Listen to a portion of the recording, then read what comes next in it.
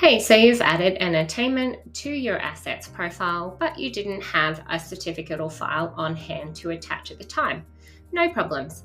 Let's look at how you can attach and add an external link after the fact.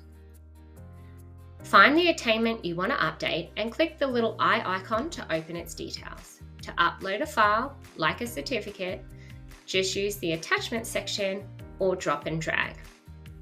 To link a skill to another system, click the External Systems Link tab, hit the plus icon, choose the system from the list, paste in the unique identifier if you know it, and the URL for that person's skills record.